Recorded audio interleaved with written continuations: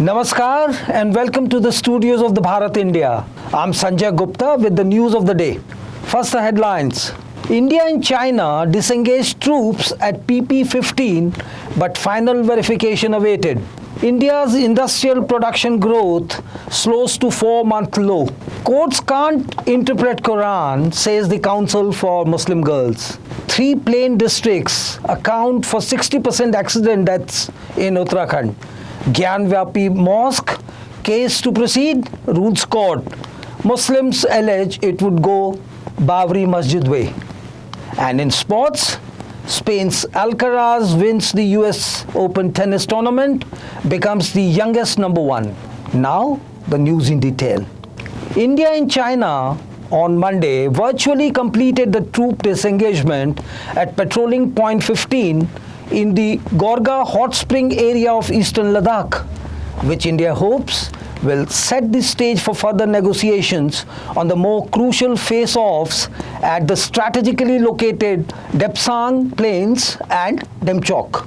On the other side, Prime Minister Narendra Modi is expected to meet his Pakistani counterpart Shehbaz Sharif, Chinese President Xi Jinping, and Russian President Vladimir Putin at the Shanghai Cooperation Organization (SCO) summit on September 15 and 16 in Samarkand, Uzbekistan. Modi will be visiting Samarkand to attend the 22nd meeting of the SCO Council of Heads of State.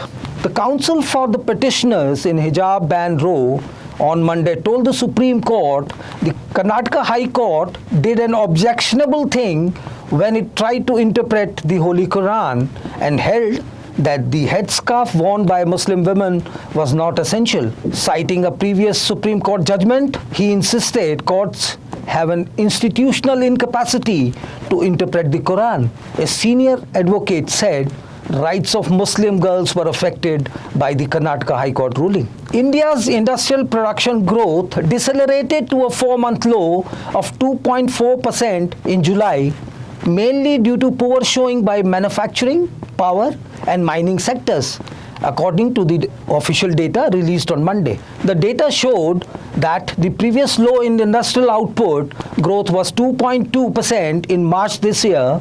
IIP grew 6.7% in April, 19.6% in May, and 12.7% in June, whereas retail inflation rose to 7% in August after declining for 3 months. This was on account of higher food prices, which may prompt the Reserve Bank to go for another rate hike to tame the price rise.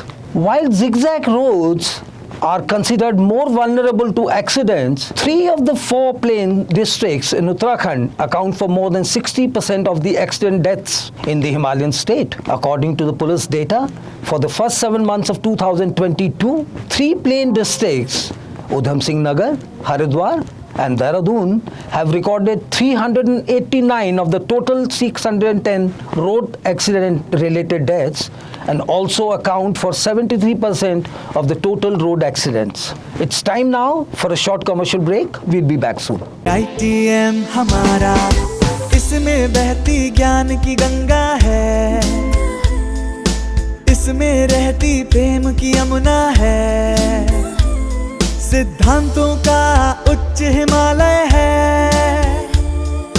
भक्ति सिखाता एक तिरंगा है,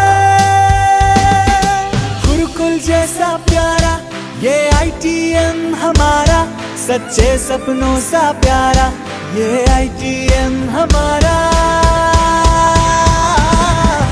ITM हमारा ये institute हमारा, सच्चे सपनों सा प्यारा ये ITM हमारा, ITM हमारा ये इंस्टीट्यूट हमारा, सच्चे सपनों सा प्यारा ये ITM हमारा.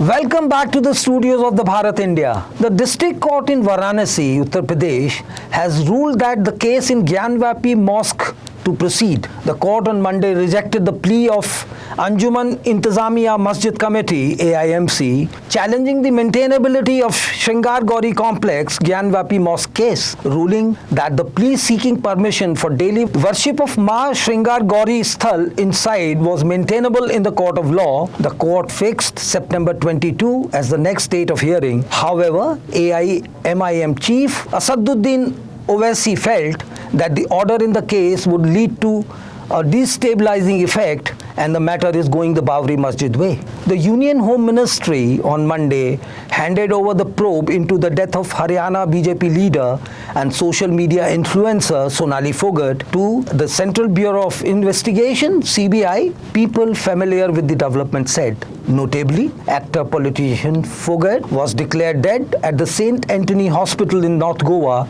on August 23rd after a night out at a nightclub. Meanwhile, internationally, power blackouts and cuts in water supply hit several areas of Ukraine's northeastern region of Kharkiv on Sunday as Russian attacks hit infrastructure sites, the region's governor said, amid Ukraine's sweeping gains in the region. And in sports, Spanish teenager Carlos Alcaraz claimed his maiden Grand Slam title at the US Open on Sunday, becoming the youngest man to ascend to the world /1 ranking and cementing his status as the new poster boy of tennis wave. The 19-year-old won 6-4, 2-6, 7-6, 6-3 victory over Norway's Casper Ruud in the final.